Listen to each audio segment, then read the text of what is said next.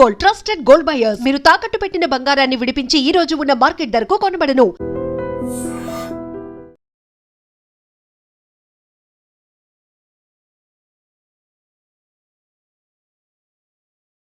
కేంద్ర మంత్రివర్గంలో మార్పులు, కొత్తగా మంత్రులయ్యేది వీళ్ళే అంటూ ఇవాళ నిన్న చాలా గాసిప్సే వస్తున్నాయి ఢిల్లీ నుంచి.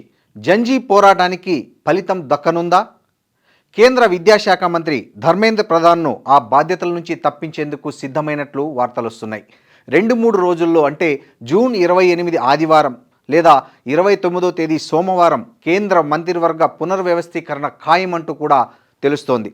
నిన్న అంటే జూన్ 25న కేంద్ర హోంశాఖ మంత్రి అమిత్ షా రాష్ట్రపతి ద్రౌపది ముర్ము గారిని కలిసి మంత్రివర్గ విస్తరణ తేదీలపై చర్చించినట్లుగా కూడా సమాచారం. జంజీ ఆశయాలకు అనుగుణంగా క్యాబినెట్కు కొత్త రక్తం ఎక్కించే పనిలో మోదీ, అమిత్ షాలు ఉన్నట్లు చెబుతున్నారు.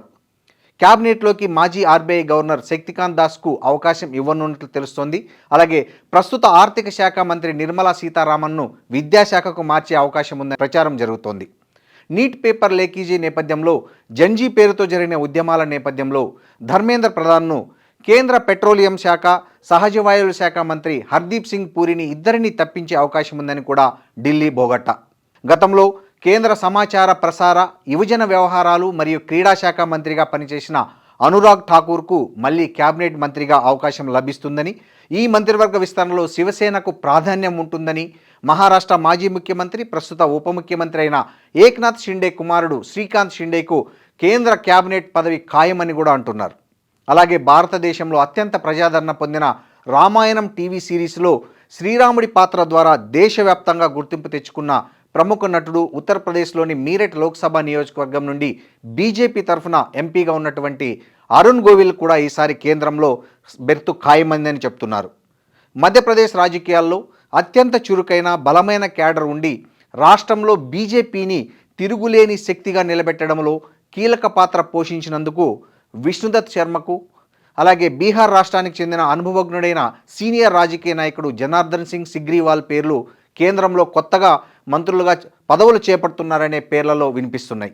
ఇక ఉత్తరప్రదేశ్ ఎన్నికల దృష్ట్యా కేంద్ర ఆర్థిక శాఖ సహాయ మంత్రి పంకజ్ చౌదరిని మంత్రి పదవి నుంచి తప్పించే అవకాశం ఉందని తెలుస్తోంది. అయితే ఉత్తరప్రదేశ్ బీజేపీ రాష్ట్ర అధ్యక్షుడిగా పంకజ్ చౌదరి ప్రస్తుతం బాధ్యతలు నిర్వహిస్తున్నారు. పంజాబ్ రాష్ట్రానికి చెందిన ప్రముఖ రాజకీయ నాయకుడు, కేంద్ర రైల్వే శాఖ, ఫుడ్ ప్రాసెసింగ్ పరిశ్రమల శాఖ సహాయ మంత్రిగా బాధ్యతలు నిర్వహిస్తున్న రవనీత్ సింగ్ బిట్టు స్థానంలో రాజ్యసభ సభ్యుడు తరుణ్ చుక్కుకు అవకాశం దక్కనుంది.